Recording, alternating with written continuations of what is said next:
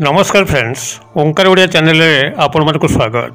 Friends, आज क्षुद्र video एभली एक चमत्कार प्रसंग को उपस्थापन करुच्ची जहाँकि जो भाव में चित्ताकर्षक, हृदय विदारक, रोमांचकर से भाव में खूब शिक्षणीय एक समाज पाई सुंदर वार्ता मध्य। नारी जुगे जुगे वंदनिया, सकल पूजनिया, ईश्वर सृष्टि एक अनुपम मूर्ति। मात्र एभली किछि वितपी नारी अच्छा आज्ञा जो मानक पाई ए समग्र नारी जाति आज कलंकित एवं ठीक अनुरूप ढंग से एभली किछि लंपट पुरुष माने अछंती जो मानक पाई ए सारा पुरुष जाति मध्य कलंकित। आज जो चमत्कार प्रसंगटी रोची, निज स्त्री छड़ा यही गोटे स्त्री सह यदि आपण माने संपर्क रक्षा करती, ता पाखरे शयन करती, तेज आपण को कौनसी पाप लगे नहीं, बरं महापुण्य होता है। आपण को जीवन में महा उन्नति घटी थाए। कहवा बाहुल्य शास्त्रोक्त उक्ति रे जदि कौनसी नारी द्वितीय पुरुषर छाया मध्य स्पर्श करे सेठी पाप लगी थाए। अनुरूप ढंग से जदि कौनसी पुरुष द्वितीय स्त्री को स्पर्श कला तेबे ताहा मध्य पापर भागीदार होता है, जहाँकि शास्त्र जुगे जुगे प्रमाण करिछि नारी पुरुषर पवित्रमय संपर्क को बजाय रखिछि। मात्र सही शास्त्र मध्य कहूछि जदि निज स्त्री छड़ा आपण एई स्त्री सह संपर्क रखती तेबे सेठारे आपन को पाप लागिब नाही, महापुण्य हबो, आपन को जीवनर महा उन्नति अग्रगति हबो। तेबे ए जो दुरुक्ति कथा शास्त्र उल्लेख करुछि कि एई स्त्री जहा सह आपन निज स्त्री को छाड़ी संपर्क रखिले आपनकर कोठी पाप लागिब नाही। ए जो द्वंद्वात्मक प्रश्नोत्तरी यह समाधान करने दिगरे आज भिडियो प्रस्तुति यार सविशेष उत्तर आप निश्चित भाव এই ভিডিও পাইଯିବେ। এই স্ত্ରୀ সহ आपनकर निश्चित भाव में परिचय होइଯିबो। तेबे এই चमत्कार प्रसंगटी को आगो को अग्रसर करिया पूर्व क्षुद्र निवेदन, जदि आपनकर एई भली कंटेंट रुचि रहउची, चैनल को प्रथम बार आछंती तबे चैनल को थिबा लाल कलर सब्सक्राइब बटन क्लिक करी बेल आइकन क्लिक करी और ऑल नोटिफिकेशन पर क्लिक करी चैनल को सब्सक्राइब कर नियंतु, जेभली कि आमे जेतर मध्य आपनकर सेवारे एई भली कंटेंट अपलोड करिवो तार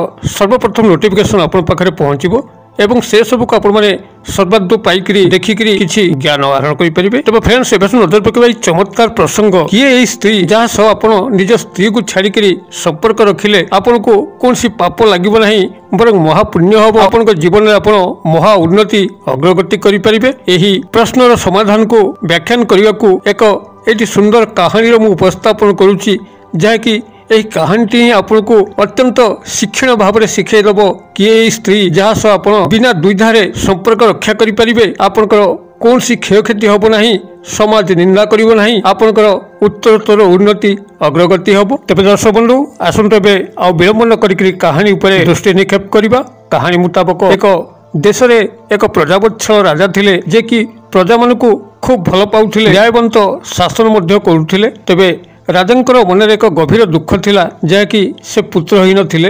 राजांकर अनेशत राणीकर अरुषर मध्य गोटे संतान से लाभ करि पारुनथिले, जद्वारा कि से मनस्ताप भितर थिले। अनेक दिय देवता को पूजा अर्चना करुथिले। परिशेष दिय देवतांकर गभीर आशीर्वाद में से एक पुत्र संतानर जनक हेले। राजा महाआनंद रे अधीर हेले एवं पुत्र संतान को पाली पोषी मनीष कले। दैवी संपन्न से ही बालकटी एभली भाव में सुंदर रूप गुण लेके आसतिला, जद्वारा कि समग्र राज्यवासी राजकुमार को देखिया मध्य लालायित हो पड़ुथिले। शैशव अवस्था को जेतबेले कैशोर अवस्था को से उन्नीत हेले, पाखे थिबा गुरुकुल आश्रम को राजा तंको पठेले।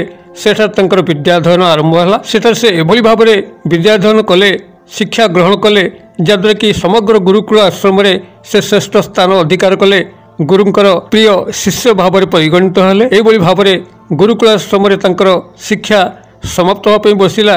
से एक सुंदर नौजवान युवक परिणत हेले एवं जेतबेले राजा जानी पारले तांको पुत्रर विवाह योग्य बयस होईची, से बाछी बाछिकरी 7 जण सुंदरी कन्या, 7 जण सुंदरी राजकुमारी को निज घर को बहु करी आणले एवं राजकुमार से 7 राजकुमारी को पत्नी रूपे पाइकरी महा आनंदित हेले। एइबरी किछि दिन हसखुशी अतिक्रांत हेला परे राजकुमार क्रमशः विषण्ण देखा जीवा आरंभ कले, जहाँकि राजा को खूब दुखित बोध होला।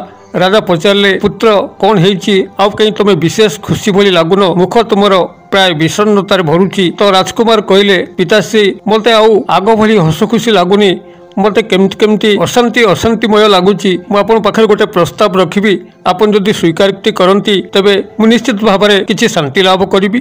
तो राजा पचारे, पुत्र कौन मन अच्छी कह। तो राजकुमार कहले, ଯେତେବେଳେ ମୁଁ ଗୁରୁକୁଳ ଆଶ୍ରମ ଯାଉଥିଲି ଗୁରୁଙ୍କର ସେବା କରୁଥିଲି ବିଦ୍ୟାଧ୍ୟୟନ କରୁଥିଲି ସେତେବେଳେ ସେ ଯେଉଁ ଶାନ୍ତି ମୋତେ ଆସୁଥିଲା ସେ ଶାନ୍ତି ମୁଁ ଆଉ ଏଠାରେ ପାଉନାହିଁ। ସାଧାରଣ ସୁନ୍ଦରୀ ରାଣୀ ଥାଇ ମଧ୍ୟ ମୁଁ ଅଶାନ୍ତିରେ ନିଜ ଭିତରେ ରହୁଛି।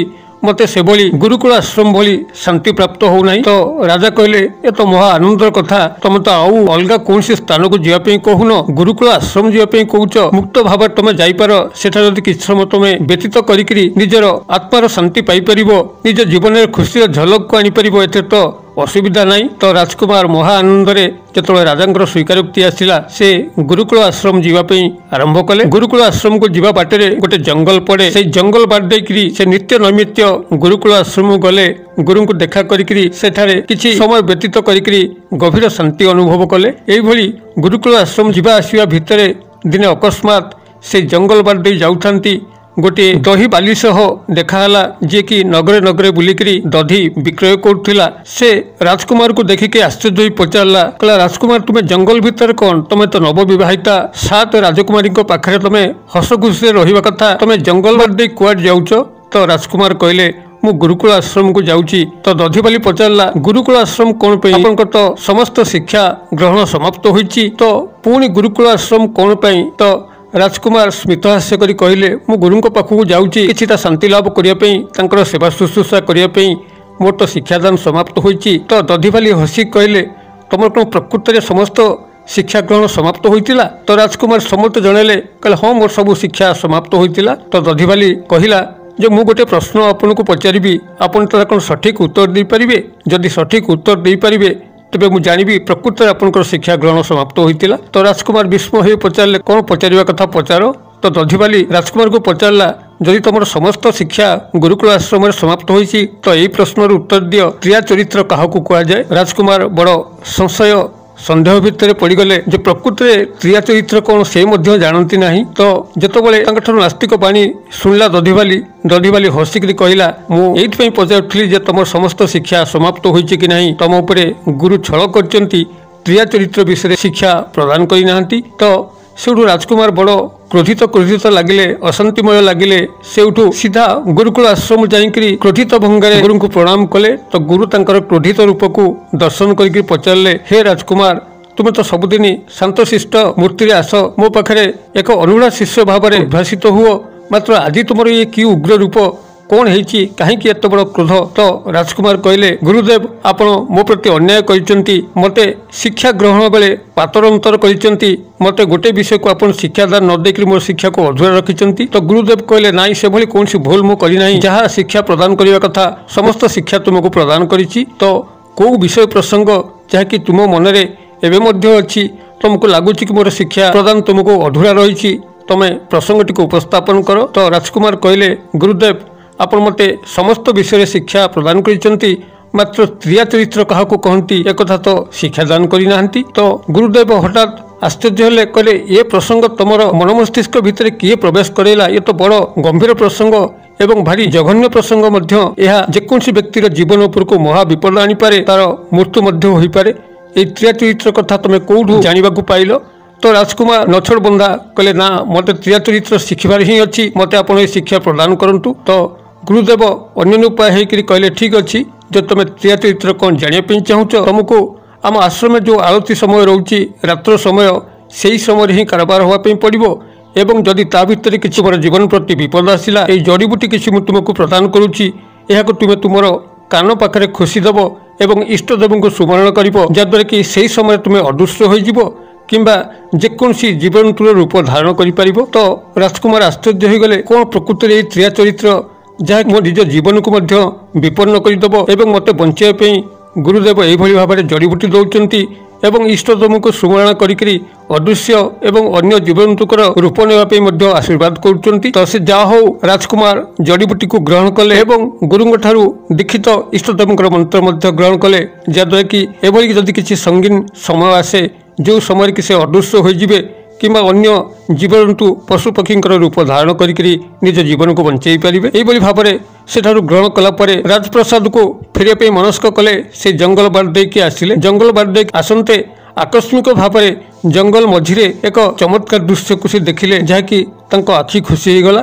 ଗୋଟିଏ ସ୍ତ୍ରୀର ଛାୟା आस्ते आस्ते तांको आगे कनकन होकर पड़ी जाऊे तो राजकुमार तांको तनकी तनकी देखिले ये क्यों स्त्री एते निघंच जंगल भितर ए रात्र समय तांको आगबाट देकरी कुआडे चली जाउची तो ताको तन तन करी देखते से देखा पाइले कहले अरे अरे ये तो सही दधिवाली जे कि मते त्रिया चरित्र कौन शिखा गुरुदेव पाखक परोक्ष भाव में प्रेरित करिछि। तबे ये जंगल भितर एते रात्रि समय दधिवाली जाउची कुआडे एहाकु पश्चात धावन कले निश्चित भाव में ए प्रसंग मु जानि परिबि एई दधिवालीर एई निघंच जंगल रे एते रात्रि रे कार्य करूची मात्र एहाकु एई रूपरे अनुसरण करिबा हेतु मो पई असुविधा सृष्टि करि पारे जेहेतु ए देशर भविष्यत राजा मु एवं गोटे स्त्री पछरे धावमान होबा यह शोभनीय नुहे। तेणुक इष्टदेव को सुमरण करी से जड़ीटी को कान पाखे खोसिकी से अदृश्य हो गले एवं अदृश्य भाव में से दधिवालीर पिछा कले तो जहाँ सी लक्ष्य कले पाद तलू माटी खसीगला से ही दधिवालीटी से जंगल मध्य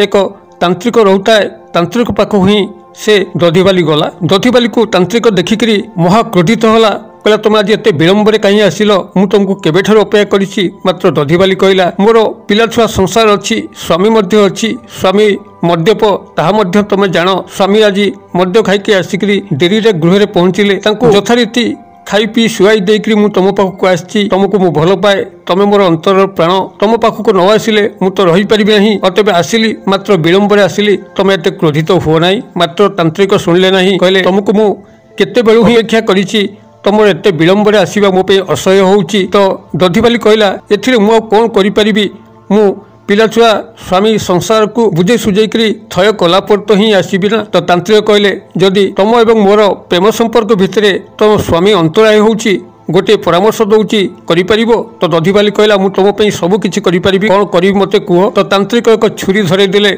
दधिवाली हाथ में कहले ए छुरी टिके नेकी जाओ तुम स्वामी मुंड गंडी को डिगड़ करिकरी काटिकी तार कटा मुंड मो पाखक आनिब जद्वारा कि मुझे जानीपरि प्रकृत तुम भल पाउच मत तुम छाड़िकी रही पार ना। तो दधिवाली तांत्रिक हस्तरू छुरीटी को लेकर सीधा गृह को गला एवं स्वामी जो शोईला तार मुंड गंडी को डिगड़ करिकरी कटा मुंड को लेकिन तांत्रिक पाखे हाजर है। तो तांत्रिक जो देखिला सतरे दधिवाली ही तार स्वामीर गंडी मुंड को डिगड़ कर काटी देछि सेउटू से दधिवाली को भर्त्सना करने लगिला कहला तुम गोटे बाह्य पुरुष पे कि तुम निज स्वामीर मुंड को काटिकी मो पाखक आनीपार तुम क्यों भली विटपी स्त्री मुझे जानीपारुची तुम कहीं मत हत्या न कर कौन कारण सकाशे मु तुम चरित्र को संपूर्ण भाव में पठन कर सारे तुम मो पाखे किसी काम ना तुम एठारू प्रस्थान कर यह कहीकि भर्त्सना करके विताड़ित कले। दधिवालीटी अण उपाय होकर जो देखला आउ किसी उपाय ना से कड़े मो स्वामी को मारी देछि तांत्रिक एवं तांत्रिक मोर चरित्र को सह्य करिपारुनी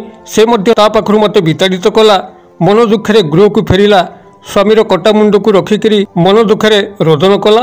यही समय लगिला कि जदि गाँ वाला देखिकी पचारे जे ए घर तो कहीं नथिले कौन कारण सकाशे बोधे मो स्वामी को डिगड़ कर काटी किए केते प्रकार निंदा अपवाद करेंगे एथिरु बंचिया से एक बुद्धि पांचिला बाहर पटू आसिकी स्वामीर गंडी मुंड को रास्ता उपर थोईकरी जोरे क्रंदन करने लगिला। तो तार क्रंदन शुणिकी राति अधे लोक मैंने उठी आसी पचारे कौन है ना स्वामी मद पिकी गृह में शोईले तार 6 जन सांग आसिक डाकिले बाहर को स्वामी आसते तो भितर किसी मारपीट फौजदारी है एवं से 6 जन सांग मो स्वामीर मुंड गंडी को अलग करके पलैले। तो गाँव वाला कहले ना ये जहाँ भल है ना बर्तमान तू बंचबू केमती स्वामी तो आरपारी को चलीगला। तो स्त्री कहला मु सती नारी स्वामी को छाड़िकी रही पारि ना मोर स्वामीकर शवदाह करंतु एवं से चिताग्नि रे मु झास देवी जेहेतु मु सती। तो स्वामीर शवदाह समय ए स्त्री को लेकर जबरदस्त से निआरे पकेले एवं से जली पड़ी छटपट होकर मला एवं जो मरीगला तार आत्मा जिते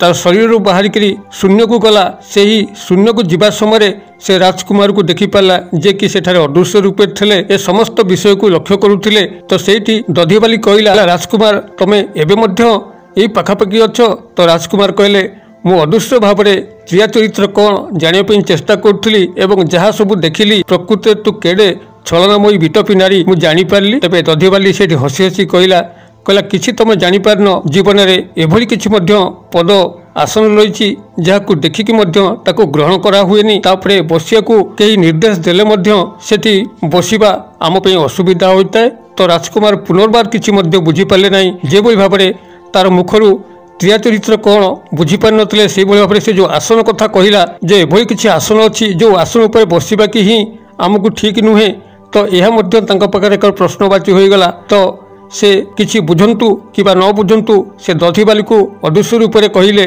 जा जा तू जो प्रकार नारी मु जानी तोर कथार कौन मूल्य नहीं तू तो बाटे जा मु मो बाटे अच्छी। तो राजकुमार निजर अदृश्य स्तर दृश्यमान स्तर को आसिले एवं राजप्रसाद को प्रत्यावर्तन कले। यही भाव में राजकुमार पुनर्बार जावासवा करुथांती। दिने संध्या समय से गुरुकुल आश्रम को जाउथांती एवं गुरुकुल आश्रम पूजा आरती सारिकी पुनर्बार गृह को फेरुथांती। तो से जंगल मध्य पुनर्बार एक दृश्य को से आश्चर्यचकित ढंग से आविष्कार कले जे 7 जण सुंदरी रमणी से ही जंगल मध्य कनकन होकर पुनराय कुआड़े पलि जाउछंती। तो जो भाव में दधिबाली जाउथिला से भाव में ये 7 जण सुंदरी तरुण को मध्य राजकुमार अनुसरण कले। पाखापाखि हुए से आश्चर्य हो गले कहले अरे अरे ये तो यही 7 जो सुंदरी रमणी स्त्री देखा ये तो मोर निजर धर्मपत्नी जहाँ सागर मोर परिणय घटी सारी तबे मोर स्त्री माने मो बिना अनुमति मते न पचारिकी जंगल मध्य कुआड़ को जाउचंती।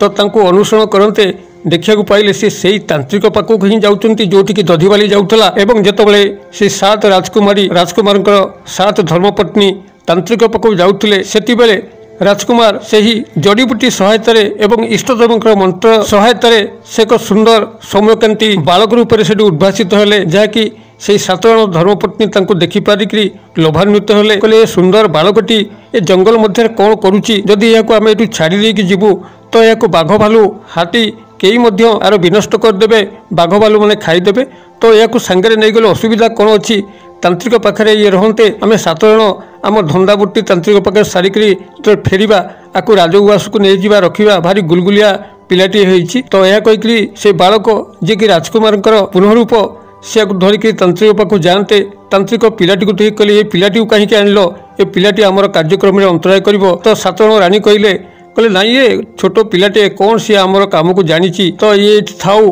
आमे आपन सह कम सरला पुनर्बार को राजउवास को नहीं जीवु काले जंगल में कौन बाघ भालू खाई जाता आम ताको सांगे नहीं आसिलु भारी सुंदर पिलाटे होची। तो तांत्रिक कहला ठीक अच्छी चेला को निर्देश देला यह नहीं से जो आसन गड्डी पड़ी तापर यह बसई दियो एवं रानी मान को मो पाखक आण। तो चेला जो राजकुमार को लेकर से आसन गड्डी पाक गला से अदृश्य रूप से दधिबाली जो कही तार मृत्यु समय जेते आसन अच्छी सबू आसन को ग्रहण करने अनुचित। तो से राजकुमार को मन पड़गला चेलाटी जो से ही आसन उपर बसई देकर रानी मान को लेकर तांत्रिक पाखक जाते राजकुमार जे कि बालक रूप से अच्छा जिते आसन गड्डी को टेकीदे देखिले भर एक महागर्त लंबी जाइए सेठार अनेक पुरुषंकर कंकाल रही दुष्ट प्रपीड़ित आत्मा माने ता भितर अछंती। ता भितर जड़े पुरुषर आत्मा कहला हे राजन तुमे एठाकु जो आसीच महा भूल करिच तमर रानी मान तो एठारे परोक्ष प्रीति रे लिप्त अछंती तांत्रिक सह तमे एठाकु आसीच तमर जीवन को महा विपन्न करिच तमर एठाकु खसिया को बाट नाही जे बोली भाबरे हमर एठी दशा हेची तमको मध्य मारिकरी एही गर्त भितरे तांत्रिक निक्षेप करिवो। तो राजकुमार यह शुणिकी तांकर मथा बिगड़ी गला कहली कि मुझे कि भूल कली मु कहीं सांगे बालक रूप धरिकी आसिली किभली इठारु प्रस्थान करी। तो यही भाव में से गदी छाड़ी ठिया हो गले कहले से दधिबाली ठीक कहूला सबू आसन ग्रहण समस्त पाखे शुभंकर हो न थाए। तो एठारे मु बसिया फल ए विषय जानीपारि। तो सेठारु ठीकरी से तत्तर प्रस्थान करने समय अस्तव्यस्त समय तांकर कान पाखु से जड़ीटी तले कोटी खसी पड़ला एवं से बालकरू आकस्मिक भाव में राजकुमार परिणत हेले एवं तांकर रूप परिवर्तन तांत्रिक एवं से 7 रानी को आश्चर्य कला। तांत्रिक तुरंत कहले अरे अरे ये राजकुमार ये केमती आसिले। तो रानी मैंने आश्चर्य हो गले राजकुमार को धरिया चाहिए मात्र राजकुमार जीवन विकल सेठारु खसीगले। रानी मैंने एथर निश्चित हो गले आउ बंचार कौन ठिकाना नहीं। राजकुमार जेहेतु से जानीपारचंती तांकर रानी मानकर ए प्रकार आचरण से 7 रानी को मृत्यु दंड मध्य दे पारंती। तो एथरु रक्षापी तांत्रिक परामर्श लोड़िले तांत्रिक तांको गोटे बाट बतेले कहले तुम मैंने जो 7 रानी अच्छ सबुठारु से सान रानी को ही बेसी पसंद करती। तो समस्ते मन दुखे जाओ तांको क्षमा प्रार्थना करिवो एवं सभा सान रानी को से 7 गोटी अभिमंत्रित लवंग देले एवं किछि मंत्र शिक्षादान कले कहले जेतेबेले तमे क्षमा मागिब एही परिस्थिति को आयत्त करिया पिन चेष्टा करिवो एवं राजकुमार को भोजन परसिबो। जेतबे राजकुमार को क्षमा करि सारथिबे एवं भोजन ग्रहण करथिबे तांकर भोजन समय तमे तांको कानरे एही मंत्रटी को फुंकी देकरी एही 7 लवंग तांकर मस्तकरे गुंजी दबो जद्वारा कि से एक छागल रूप धारण करिवे एवं छागल रूप धारण करते तमे 7 राणी से छागल को काबू करिकरी मो पाखु नहीं आसीबो मु एठारे ताकू बलि दे देबी जद्वारा कि राजकुमार चिरदिन मृत्युवरण करेंगे एवं यापर तुम 7 जन एवं मु मिसिकी चित्त विनोदन करवा एमको कई अंतराय होबे नहीं। तो 7 राजकुमारी जे कि राजकुमार 7 धर्मपत्नी से ही दुष्ट तांत्रिक कथार 7 अभिमंत्रित लवंग को आनिले एवं मंत्रटी को शिखिकी आसिले। सी राजप्रसाद पहुंचला बेलू राजकुमार खूब क्रोधित भाव थांती। तो एमाने क्षमा प्रार्थना कले कहले आमर भूल होमको गोटे थर क्षमा कर दिंतु आम से तांत्रिक पाखक जीवनी कि तुमको न कहीकि कौन स्थान को गमन करूँ ना। तो राजकुमार कहले ठीक अच्छे मनीष मात्र के तो भूल थाए मुझे तुमको क्षमा कर दूची एभली भूल तुम द्वितीय बार करना। यह कहीकि राजकुमार निज मन को बुझेले एवं राजकुमारी मानकर आतिथ्य ग्रहण कले भोजन परसिले सान राणी। तो जिते सान राणी भोजन परसुले से समय से दुष्टतांत्रिक जहाँ कही राजकुमार कान मंत्रटी को पढ़िकी 7 अभिमंत्रित लवंग को राजकुमार मस्तक रखीदे से छागल हो। तो अनुरूप से ही छलना कम से सान राणी राजकुमार कला जो भाव से राजकुमार कान मंत्रोक्त उच्चारण मन मन करी 7टी लवंग राजकुमार मस्तक उपर रखीदे। तो तत्काल राजकुमार एक छागल छेली रूप धारण करी मे मे होप लगिले एवं जानीपारे पुनर्बार छल होती इतस्तत भाव से सेठारु प्रस्थान करने चेष्टा कले मात्र 7 राणी माड़ी बसिले। तो इष्ट को स्मरण करी गुरुदेव को स्मरण करी सेठारु केमिति जीवन विकले खसी जावाई समर्थ हेले एवं सीधा गुरुकुल आश्रम को जाइकरी गुरु पाखे मे मे रडी छाड़े। तो गुरु देखिले कहले अरे ये तो सही राजकुमार कि मोठारू क्रिया चरित्र कौन शिक्षा ग्रहण करुच्ची। तो यार रूप से निज ध्यान बले जानीपारी कहले हे राजकुमार तुम तो ए प्रकार अंतर्दशा दे बर्तमान गति करुच जहाँकि मु तुमको तुम पूर्व रूप फेरिया कि असमर्थ मु गोटे अन्य रूप तुमको प्रदान करुच्ची। तुमको एक कथा कुआ शुआरे मु परिणत करदे तुम से शुआ रूप एठारू 200 कोश दूर एक सुंदर बटवृक्ष अच्छी जहाँकि एक अन्य राजांकर राज उद्यान मध्य अच्छी सेठार अन्य शुआ बास करुँच। तुम सेठाकू पलि जाओ यही शुआ रूप एवं सेठारे तुम अवस्थान करी ए समस्त परिस्थिति तुम उधुरीज। यह एकमात्र बाट तुम जेपर्यंत छागल रूप बोलुव निश्चित तुमको से दुष्टतांत्रिक धरी नहीं बलि देदेव तुम जीवन उपर को विपद आसीज। तो यह कहले एवं एक रूप करी 200 कोश दूर थिबा बट उद्यान उपर को पठेदेले एवं सेठाकू राजकुमार एक कथा कुआ शुआ रूप से ही वृक्ष जाइके अवस्थान कले। सेठारे अन्य शुआ मध्य थिले से माने राजकुमार को स्वागत कले एवं तांकर गुण चातुर्य देखिकरी तांको एक विशेष आसन देले एवं से समस्तंकर सेठी नेतृत्व मध्य नेले। तो जेतेबेले से जाइके से बटवृक्ष उपर थांती राजकुमारी से 7 राणी जेतेबेले राजकुमार को पाइले नहीं दुष्टतांत्रिक षड़ापन्न हेले। दुष्टतांत्रिक ध्यान बले जानीपारे जे राजकुमार आउ छेली रूपे नहांती से एक कथा कुआ शुआ होइकरी एक बटवृक्ष उपर अछंती। सेठाकू आमे माने केमिति हेले जाइकरी सेही राजकुमार जे कि कथा कुआ शुआ रूप अछंती तांको आमे धरिबा एवं धरिकरी तार बेकटी को मोड़ीदेले राजकुमार को मृत्यु होबो। तो दुष्टतांत्रिक एक उपाय को चिंता कला कहला तमे 7 जन राणी 7 नर्तकी बेश जीव मु तबला बजेबा रूप जीवी आम सेटा नृत्य परिवेषण करवा। तो राजप्रसाद आम नृत्य परिवेषण करथिबा राजा तुमर नाच एवं मोर वाद्य बजेबार ढंग देखिक निश्चित मंत्रमुग्ध हेबे एवं जेतेबेले से आमको पुरस्कृत करने चाहिए आम सेतबेले कौन सी पुरस्कार नवा नहीं से ही कथा कुआ शुआ जे कि राजकुमार प्रतिरूप तांको आम सेठू पुरस्कार रूप में मागी आनिबा एवं मागिक आनिक आम तार जीवन नाश करवा। तो यही भाव में से चिंता करुले से समय से जो कथा कुआ शुआ जे कि राजोद्यान बटवृक्ष उपर अच्छी से एभली भाव में सेठारे मनोमुग्धकर कार्यक्रम अंगभंगी करुला एते सुंदर सुंदर कथा कहूला जे कि राजांकर दृष्टिगोचर है एवं राजांकर एकमात्र अलीअली राजकुमारी तांकर मध्य दृष्टिगोचर है। राजा खूब भल पाउथिले तांकर अलीअली झियो राजकुमारी को राजजेमांकर अनुरोध क्रमे से ही कथा कुआ शुआटी तांको आनिकरी उपहार स्वरूप प्रदान कले एवं तांको एक पिंजरा मध्य राजजेमा रखिकरी तांकर सेवा शुश्रूषा कले तांको नित्य फलमूल खायापी देले से ही कथा कुआ शुआटी राजजेमांकर अत्यंत प्रिय हो गला। दिने यही भाव में राजजेमा जितेबाला कथा कुआ शुआटी को लालन पालन करुले ତାଙ୍କୁ ଗାଧେଇ ଦଉଥିଲେ। ଗାଧେଇବା ସମୟରେ ତାଙ୍କର ହାତ ବାଜିକିରି ତାଙ୍କର ମଥା ଉପରୁ ସେଇ 7 ଗୋଟି ଅଭିବନ୍ତିତ ଲବଙ୍ଗ ଯେ କି ସାନ ରାଣୀ ଖୁସି ଦେଇକିରି ତାକୁ ଛାଗଳ ରୂପ କରିଥିଲା ତା ଖସି ପଡ଼ିଲା। ଖସି ପଡ଼ିବା ଫଳରେ ରାଜକୁମାର ଶୁଆ ରୂପରୁ ଆକସ୍ମିକ ଭାବରେ ଏକ ରାଜକୁମାରୀ ରୂପାନ୍ତରିତ ହେଲେ, ଯାହାକି ରାଜଜମା ଦେଖିକି ଆଶ୍ଚର୍ଯ୍ୟ ହୋଇଗଲେ ଏବଂ ରାଜଜମାଙ୍କ ଆଗରେ ରାଜକୁମାର ତାଙ୍କର ସମସ୍ତ ଦୁଃଖକୁ ବର୍ଣ୍ଣନା କଲେ ଯେ ଏମିତି ଏଇ ରୂପରେ ମୁଁ ଆସି ପହଞ୍ଚିଛି। ସେଇ ଦୁଷ୍ଟତାନ୍ତ୍ରିକ 7 ରାଜକୁମାରୀ ଯେ କି ମୋର ଧର୍ମପତ୍ନୀ ମୋ ପଛରେ ଲାଗିଛନ୍ତି, ମୋତେ ଜୀବନରୁ ମାରିଦେବେ। ମୋତେ ଏକମାତ୍ର ତମେ ହିଁ ରାଜଜମା ଯିଏ କି ପ୍ରାଣକୁ ରକ୍ଷା କରିପାରିବ। ସେମାନେ ଯେଉଁ ଚକ୍ରାନ୍ତ ଏବେ କରୁଛନ୍ତି ଯେ ସେମାନେ ଏଠାକୁ ତାବଲା ବଜାଳି ଏବଂ ନର୍ତ୍ତକୀ ବେଶରେ ଆସିବେ, ରାଜାଙ୍କୁ ମୁଗ୍ଧ କରିକିରି ପୁରସ୍କାର ସ୍ୱରୂପ ମୋତେ ଗ୍ରହଣ କରି ନେଇକରି ମୋ ଜୀବନକୁ ମାରିବେ। ଏଠାରୁ ମୋତେ କେମିତି ରକ୍ଷା କର। ତ ରାଜକୁମାରୀ କହିଲେ ଠିକ୍ ଅଛି, ଯେତେବେଳେ ରାଜା ମୋତେ ଆସିକରି ମୋ ପାଖରୁ ତମକୁ ଛଡ଼େଇ ନେଇକରି ତାଙ୍କୁ ଦେବା ପାଇଁ ଚାହିଁବେ, ସେତେବେଳେ ମୁଁ ତାଙ୍କୁ ରାଜାଙ୍କ ହାତକୁ କଶ୍ମୀର କାଳେ ଦେବି ନାହିଁ, କାରଣ ମୁଁ ତମକୁ ପ୍ରାଣ ଦେଇ ଭଲ ପାଇଛି ଏବଂ ତମ ସହ ଜୀବନ କାଟିବା ପାଇଁ ପଣ କରିଛି। ତ ସେଇଠି ରାଜକୁମାର କହିଲେ ଠିକ୍ ଅଛି, ମୋର ତମ ଉପରେ ବହୁତ ଭରସା ଆସି ବିଶ୍ୱାସ ମଧ୍ୟ ଅଛି। ନାରୀ ଜାତିରେ ତମେ ଏକ ବନ୍ଦନୀୟ ନାରୀ। ତ ଯେତେବେଳେ ରାଜା ତୁମକୁ ବାଧ୍ୟ କରିବେ ଏଇ ପଞ୍ଜୁରଟି ତାଙ୍କ ହାତକୁ ଦେବା ପାଇଁ, ସେତେବେଳେ ତୁମେ ପଞ୍ଜୁରଟିକୁ ଜୋରରେ କଚାଡ଼ି ଦେବ। କଚାଡ଼ି ଦେବା ଫଳରେ ପଞ୍ଜୁରୀର ଦ୍ୱାର ଉନ୍ମୁକ୍ତ ହେବ। ମୁଁ ସେଠାରୁ ଉଡ଼ିକିରି ପଳେଇଯିବି ଏବଂ ମୋର ଜୀବନକୁ ରକ୍ଷା କରିବି। ତ ଠିକ୍ ଯେଉଁଭଳି ଭାବରେ କଳ୍ପନା ଜଳ୍ପନା ଚାଲିଥିଲା ସେହି ଅନୁଯାୟୀ ସେହି ଦୁଷ୍ଟତାନ୍ତ୍ରିକ ଏବଂ ରାଣୀମାନେ ଆସିଲେ, ସେଠାରେ ନୃତ୍ୟ ପରିବେଷଣ କଲେ ଏବଂ ଯେତେବେଳେ ରାଜା ତାଙ୍କୁ ପୁରସ୍କାର ଦେବା ପାଇଁ ଚାହିଁଲେ, ଦୁଷ୍ଟତାନ୍ତ୍ରିକ ରାଣୀମାନେ ମିଶିକରି ଏହି କଥା କୁହା ଶୁଆକୁ ପୁରସ୍କାର ରୂପରେ ଚାହିଁଲେ ଏବଂ ଯେତେବେଳେ ରାଜା ଯାଇକରି ରାଜଜମାଙ୍କୁ ବାଧ୍ୟ କରନ୍ତେ, ତ ରାଜଜମା ପୂର୍ବ କଥା ଅନୁଯାୟୀ ଦେବା ପାଇଁ ରାଜି ହେଲେ ନାହିଁ ଏବଂ ଯେତେବେଳେ ନିହାତି ସେଭଳି ବାଧ୍ୟବାଧକତା ପରିସ୍ଥିତି ଆସିଲା, ରାଜକୁମାରୀ ସେହି ପଞ୍ଜୁରୀଟିକୁ ଆଣିକି ସେଇଠି କଚାଡ଼ି ଦେଲେ ଏବଂ ରାଜକୁମାର ଯିଏକି ଶୁଆ ରୂପରେ ଅଛନ୍ତି ସେ ପଞ୍ଜୁରୀରୁ ବାହାରିକି ଉନ୍ମୁକ୍ତ ଆକାଶକୁ ଉଡ଼ିଯିବା ପାଇଁ ଲାଗିଲେ ଏବଂ ଏହା ଯେତେବେଳେ ଦୁଷ୍ଟତାନ୍ତ୍ରିକ ଦେଖିଲା ଯେ ତାଙ୍କର ଶିକାରଟି ଆଗରେ ଉଡ଼ି ଉଡ଼ି ଯାଉଛି, ତ ଆକସ୍ମିକ ଭାବରେ ଦୁଷ୍ଟତାନ୍ତ୍ରିକ ସେଇଠି ଏକ ଚିଲ ଛଞ୍ଚାଣର ରୂପ ନେଲା ଏବଂ ସେହି ରାଜକୁମାର ଯିଏକି ଶୁଆ ରୂପରେ ଉଡ଼ି ଉଡ଼ିକି ଯାଉଛନ୍ତି ତାଙ୍କୁ ଅନୁଧାବନ କଲା, ଯାଇକରି ରାଜକୁମାରଙ୍କ ପ୍ରାଣକୁ ନାଶିବା ପାଇଁ ବସିଲା।